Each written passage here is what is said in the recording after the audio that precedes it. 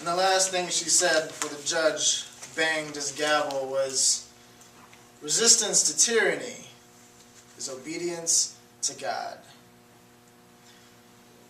Fellow Toastmasters and guests, Susan B. Anthony fought tirelessly for women's rights, for women's suffrage, because she firmly believed that obtaining the right to vote for women would secure all other rights. That day in court, she lost that battle, but she would not lose the war. Susan B. Anthony was born in 1820 in Adams, Massachusetts. Her parents were sixth-generation Quakers who believed in the equal treatment between boys and girls, which is how her parents ended up sending her to the same private boarding school as her sons.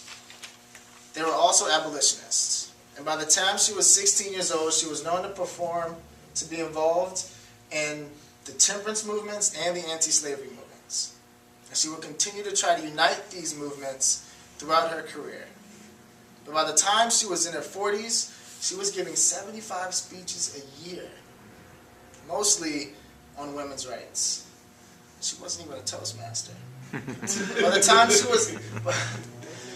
In 1871, she co-founded the National Women's Suffrage Association, where she fought relentlessly for years to gain suffrage for women.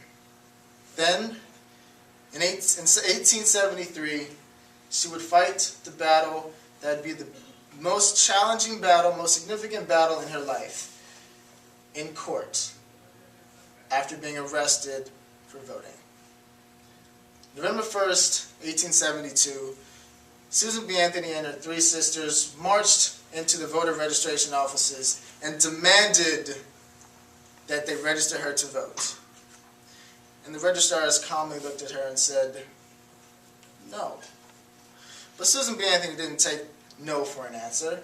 She debated, and she argued, and she fought for hours until the supervisor of elections came over and decided that it would be far better to let the burden of the law be on them, on Susan, instead of the registrars. So she was able to register. 4 days later, she walked into the voting polls to cast her ballot. Again, the registrars realized that putting the full burden of the law on them took all the pressure off of them, off of the registrars and the officials. And so on November 5th, 1872, Susan B. Anthony voted. The only thing she did wrong was she voted Republican.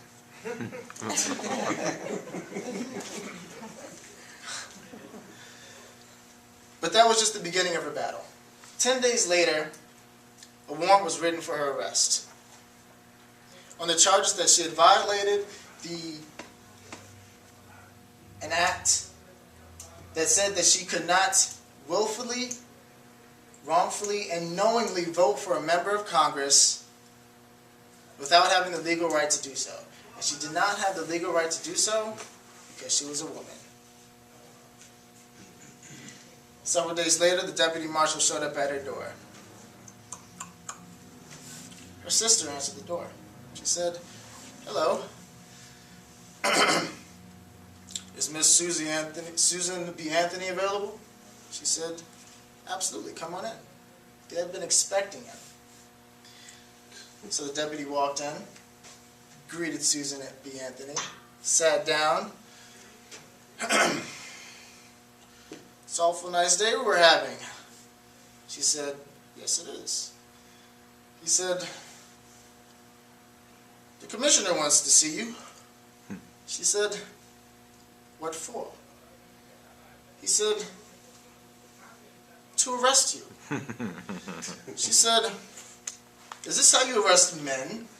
He said, "Well, no." And she jumped up in protest and she said, "I demand you arrest me properly." So the deputy marshal took her to jail. First person ever to be arrested for voting. When she got to jail, her attorney bailed her out, which to much dismay to Susan B. Anthony because she wanted that case to go to the Supreme Court. And having been bailed out, that could not happen. However, the grand jury of the county court indicted her for violating the act and set her trial date. In July of 1873, Susan B. Anthony and her attorney showed up to the court fully prepared, and they argued her case vehemently and skillfully.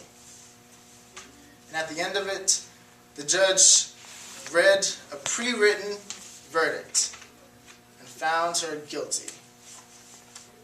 As the first person ever to be found guilty of voting, ever to be found to be tried for voting.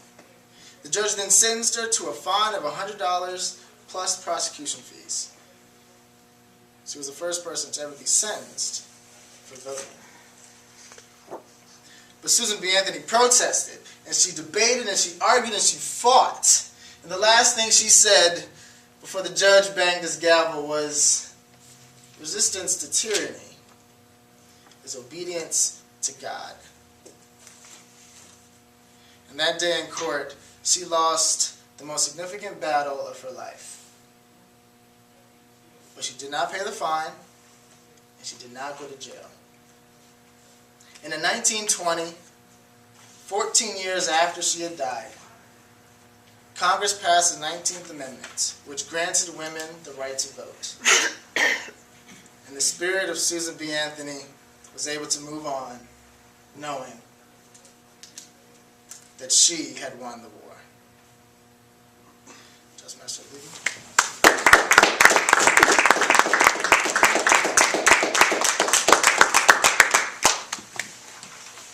I want to start singing Marcus, Sister Suffragette. Vote for one, baby!